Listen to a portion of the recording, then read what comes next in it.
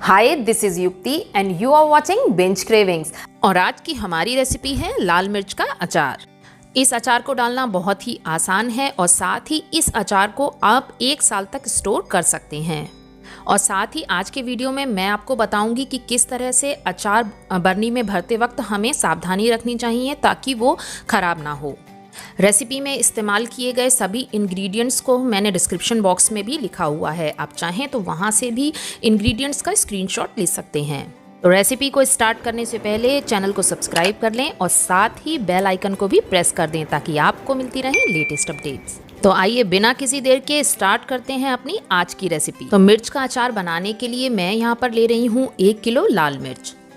अचार के लिए मिर्च लेते वक्त ये ध्यान रखें कि मिर्च जो है ख़राब ना हो और उस पर किसी तरह के दाग धब्बे ना हों। यहाँ पर जो लाल मिर्च मैंने इस्तेमाल की हैं वो थोड़ी बड़ी हैं और कुछ मिर्चें काफ़ी छोटी हैं।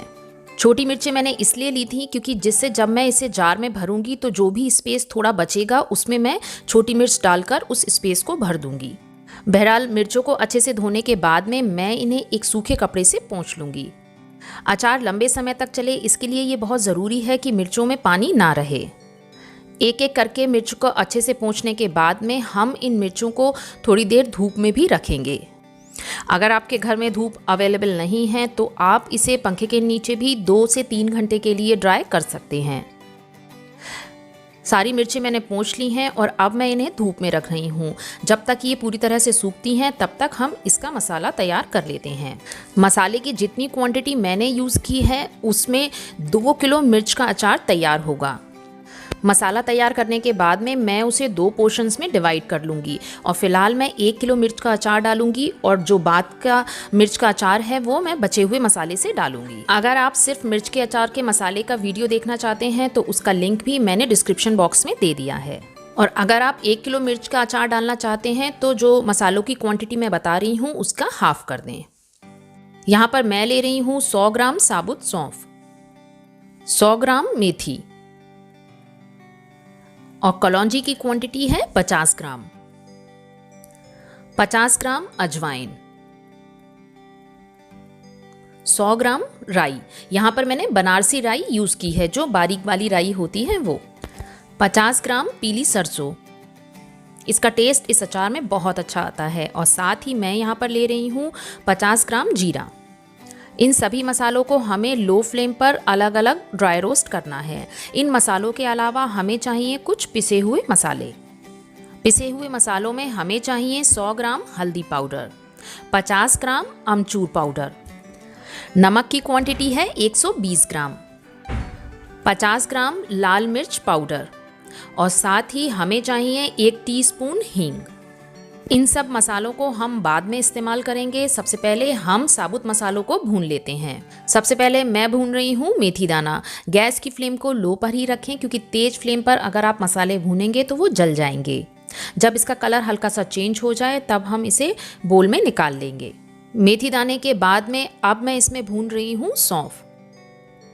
सौंफ को भी भूनते वक्त हमें गैस की फ्लेम लो ही रखनी है और इसका हल्का कलर जब चेंज हो जाए बस इसे हमें बोल में निकाल लेना है।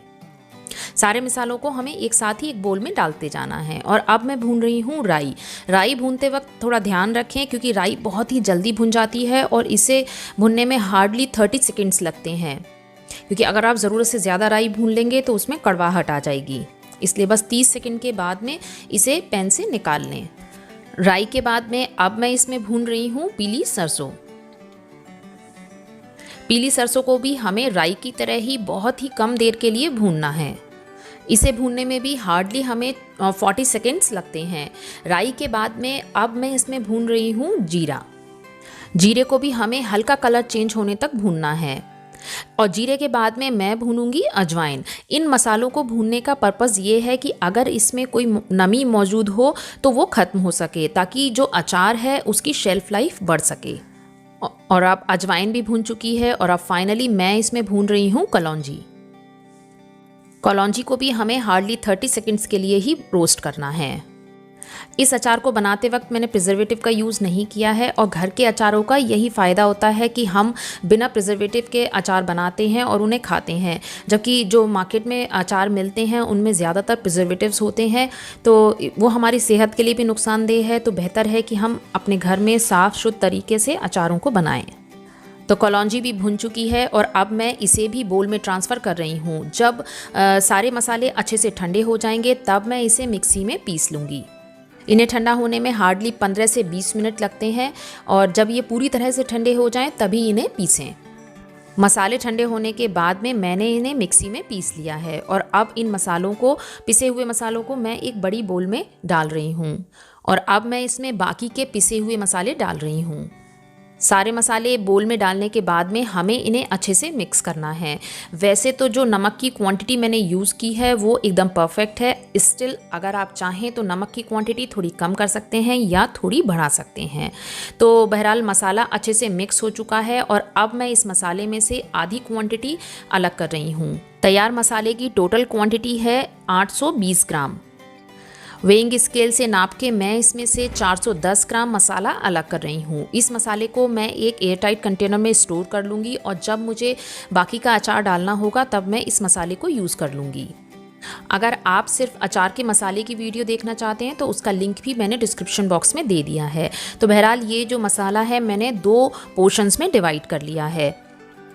मसाला स्टोर करते वक्त बस ये ध्यान रखें कि जिस जार में आप इसे स्टोर कर रहे हैं वो एकदम साफ़ हो और सूखा हुआ हो, साथ ही एयर टाइट हो। आप इस अचार के मसाले को बाद में इस्तेमाल कर सकते हैं या फिर अपने किसी फ्रेंड को या रिलेटिव को दे सकते हैं जिनको अचार डालने नहीं आते हैं, या फिर कुछ रिलेटिव्स या कुछ नोन आपके ऐसे होते हैं कि जो जॉब करते हैं तो उनके लिए भी ये इजी नहीं होता कि सारे मसाले वो एक साथ इकट्ठे करें और तैयार करें। तो आप इस तरह से उन्हें अचार का मसाला बना के दे सकते हैं। तो बहरहाल जो मिर्चें थी वो अच्छे से सूख चुकी हैं और अब मैं इसके ऊपर से इसकी हरी डंडी निकाल कर इसको बीच में से इस तरह से काट रही हूँ। सारी मिर्चों को हमें इसी तरह से काटना है। इसमें से मैं बीज बाहर नहीं कर रही हूँ क्योंकि इसमें बीज बहुत ज़्यादा है भी नहीं और साथ ही जब हम इसके बीज बाहर कर देते हैं तो इसमें उतना अच्छा टेस्ट अचार बनने के बाद में नहीं आता है। तो सारी मिर्चों को हमें इसी तरह से हरी डंठल निकाल के उसको बीच में से कट करना है और इसी बीच में से कट वाले पोर्शन में ही हम सारा मसाला फिल करेंगे। तो सारी मिर्चें कट चुकी हैं और अब बारी आती है मसाला तैयार करने की। एक बड़े बोल में जिसमें हमने मसाला पहले से रखा हुआ था उसमें मैं डाल रही हूँ 1/4 कप विनेगर। अगर आप चाहें तो विनेगर अवॉइड भी कर सकते हैं। और विनेगर के साथ में मैं इसमें डाल रही हूँ सरसों का तेल। सरसों के तेल को मैंने पहले से पका के रखा हुआ है। पका के रखने का मतलब ये है कि जब सरसों के तेल में से धुआं आने लगे तब गैस की फ्लेम बंद कर दें और उसे पूरी तरह से ठंडा होने दें। और ठंडा होने के बाद में ही हमें सरसों का तेल इसमें यूज़ करना है। अभी मैंने इसमें आधा कप सरसों का तेल डाला है, बाद में इसमें 1/4 कप सरसों का तेल मैं और डालूंगी। 1 किलो मिर्च का अचार बनाने के लिए हमें लगभग 400 ग्राम सरसों के तेल की ज़रूरत होगी। आधा कप सरसों का तेल मिलाने के बाद में मसाला अभी ड्राई लग रहा था, इसलिए मैंने इसमें 1/4 कप सरसों का तेल और डाल दिया है। आप तेल की क्वांटिटी थोड़ी कम या ज़्यादा कर सकते हैं क्योंकि हमें मसाले में उतना तेल मिलाना है जिससे जितना भी ये मसाला है वो गीला हो सके, अच्छे से पूरे तेल उसको कोट कर सके। वैसे तो आप स्पून से भी इसे मिला सकते हैं, लेकिन अचार के मसालों को मिलाने का जो बेस्ट तरीका है वो सिर्फ हाथ ही है। आप इन्हें जब हाथों से अच्छे से दबा के रगड़ के मिलाते हैं तो जो तेल है वो पूरे मसाले में मिल जाता है। तो आप देख सकते हैं कि जो मसाला है वो वेट दिख रहा है और अब मैं इस मसाले को मिर्चों में भरना स्टार्ट करूँगी। मसाले की क्वांटिटी मिर्चों के लिहाज से एकदम परफेक्ट है, इसलिए मसाला भरते वक्त कंजूसी ना करें। अच्छे से दबा दबा के हमें इसमें मसाला भरना है और इस तरह से हमें दबा के इसमें मसाला भरना है और जो एक्स्ट्रा मसाला है वो हम पोंछ देंगे। और इसी तरह से हमें बाकी की मिर्चें भी भरनी हैं। सारी मिर्चें मैंने भर दी हैं और जो लास्ट वाली मिर्च बची है उसमें थोड़ा सा जो मसाला बचा हुआ है वो मैं भर रही हूँ। इसीलिए मैंने आपसे कहा कि जो मसाले की क्वांटिटी मैंने यूज़ की है वो 1 किलो मिर्च के हिसाब से एकदम परफेक्ट है। सारी मिर्चें मसाला भर के तैयार है। अभी इन भरी हुई मिर्चों को मैं मसाले वाले बोल में ही ट्रांसफ़र कर रही हूँ। इसे मैं 1 दिन धूप में रखने के बाद में फिर जार में ट्रांसफ़र करूँगी। जब हम 1 दिन बाद इन मिर्चों को जार में भरेंगे तब तक ये मिर्चें हल्की मुलायम हो जाएंगी और जार में ज़्यादा अच्छे से आ सकेंगी, क्योंकि अभी ये मिर्च थोड़ी सख्त हैं और 1 दिन के बाद में ये थोड़ी मुलायम पड़ जाएंगी। उसके बाद ही हम इसे जार में भरेंगे। धूप में रखने से पहले या तो आप इसके ऊपर कपड़ा बांध दें या फिर इसे किसी प्लेट से कवर कर दें और इसे हम अच्छे से धूप लगने देंगे। अगर आपके घर में धूप नहीं आती है तो आप इसे 24 घंटे के लिए ऐसे ही बोल में रहने दें। तो बहरहाल 24 घंटे हो चुके हैं और अब मैं आपको दिखाती हूँ कि ये मिर्च देखिए 24 घंटे रखने के बाद थोड़ी मुलायम पड़ गई हैं। और अब इन मिर्चों को मैं स्टोर करूँगी एक जार में। जिस भी जार में आप अचार स्टोर करें वो पूरी तरह साफ़ हो और साथ ही पूरी तरह सूखा हुआ हो। आप चाहें तो मिर्चों को लेटाल कर भी इसमें स्टोर कर सकते हैं। अब क्योंकि जो मिर्चें मैंने यूज़ की हैं वो काफ़ी बड़ी बड़ी हैं, तो मैं इस तरह से साइड से खड़ा करते हुए इन्हें स्टोर कर रही हूँ। मिर्चों को इस तरह से हमें जार के अंदर रखना है ताकि कम जगह में ज़्यादा मिर्च आ सकें, जिससे इसके अंदर जो एयर है वो कम से कम रहे। क्योंकि जब हम अचार को इस तरह से स्टोर करते हैं तो अचार ख़राब नहीं होता है। किसी भी अचार को आप स्टोर करें इसी तरह से स्टोर करें। अभी तो मैं इनिशियली इसमें बड़ी मिर्च रख रही हूँ और बड़ी मिर्चें रखने के बाद में जो स्पेस बचेगा उसके अंदर मैं बीच बीच में छोटी छोटी मिर्चें डाल दूँगी, जिससे जो स्पेस है वो पूरी तरह से यूटिलाइज़ होगा। और जब इस तरह से हम किसी भी अचार को स्टोर करते हैं तो इसकी ख़ास बात ये होती है कि जो सरसों का तेल हम इसके अंदर डालेंगे वो बहुत ही कम क्वांटिटी में पड़ता है। यानी 400 ग्राम जो मैंने आपको तेल बताया था उसमें से हमने 3/4 कप तो पहले ही मसाले में डाल दिया है। उसके बाद हम जो इसमें अचार में तेल डालेंगे वो भी बहुत कम क्वान्टिटी में पड़ेगा। हो सकता है कि जो 400 ग्राम तेल मैंने आपको बताया है वो भी थोड़ा सा इसमें बच जाए। मिर्च की एक लेयर लगाने के बाद में अब बारी आती है स्पेस को यूटिलाइज़ करने की। ये देखिए मैंने इस तरह से मिर्च को उंगली डाल के थोड़ा सा इधर उधर किया और दूसरी मिर्च इसमें डाल दी। ये देखिए इसमें थोड़ा सा स्पेस इस तरह से क्रिएट किया और फिर मैं एक इसके अंदर मिर्च डाल दूँगी। जब भी आप मिर्च डालें तो जो मसाले वाला पोर्शन है वो आप ग्लास की तरफ रखें, जिससे मिर्च अंदर डालते वक्त मसाला उससे बाहर ना आए। ये देखिए छोटी मिर्च मैंने इसके अंदर डाल दी। जितनी मिर्च इस जार में आ सकती थी मैंने इसमें डाल दी हैं। बाकी की जो 4-5 मिर्च बची हुई हैं वो मैं छोटे कंटेनर में स्टोर कर लूँगी और उसे मैं पहले इस्तेमाल करूँगी और बचे हुए इस बड़े कंटेनर को मैं बाद में यूज़ करूँगी। और अब बारी आती है इसमें सरसों का तेल डालने की। सरसों का तेल मैंने पहले से ही पका के रखा हुआ था, यानी उसे स्मोक पॉइंट तक लाकर गैस की फ्लेम बंद कर दी थी और उसे पूरी तरह ठंडा होने दिया था। सरसों का तेल जो मैंने इसके ऊपर डाला है वो धीरे धीरे नीचे जाने लगा है, लेकिन अभी भी इसके अंदर एयर पॉकेट्स हैं। अगर आप 3 से 4 दिन का वेट करेंगे तो ये एयर पॉकेट अपने आप भी थोड़ी थोड़ी ख़त्म होने लगेगी और जैसे जैसे तेल कम होने लगे आप ऊपर से इसमें पका हुआ तेल डालते चले जाएं।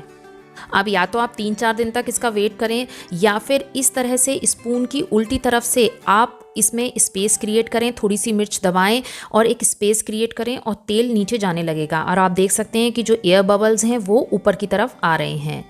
यानी इसमें जो जितनी भी एयर मौजूद है वो धीरे धीरे ऊपर की तरफ आके निकल जाएगी। इस तरह से अचार अगर आप स्टोर करेंगे तो वो बहुत लंबे टाइम तक चलेगा। ये देखिए बबल्स किस तरह से ऊपर की तरफ आ रहे हैं और तेल नीचे जो खाली स्पेस है उसमें जा रहा है और हमने कितना सारा तेल ऊपर की तरफ डाला था वो सभी नीचे चला गया है। बचा हुआ जितना भी खाली स्पेस है इसे अभी हम थोड़ा ऐसे ही रहने देंगे। अभी एकदम इसमें ऊपर तक तेल नहीं भरेंगे क्योंकि जो मिर्च है वो भी अपना पानी रिलीज़ करती हैं, जिसकी वजह से ये ओवरफ्लो हो सकता है। अगर आप इस जार को 3 से 4 दिनों के लिए धूप में रख दें तो बहुत ही अच्छा है, लेकिन हमने क्योंकि इसमें तेल भी पका के यूज़ किया है और साथ ही मसाले भी हमने भून के इस्तेमाल किए हैं, तो अगर आप इसे धूप नहीं भी दिखाते हैं तो भी इट इज़ परफेक्टली ओके। तो आज की इस रेसिपी को आप ज़रूर ट्राई करें और अपना फीडबैक मेरे साथ शेयर करना ना भूलें। और साथ ही अगर आपकी कोई रेसिपी है जिसे आप जानना चाहते हैं तो प्लीज़ कमेंट बॉक्स में जाकर ज़रूर बताएं। आज की रेसिपी को लाइक और शेयर करना ना भूलें। फिर मिलती हूँ एक नई रेसिपी के साथ। Till then take care and keep watching binge cravings.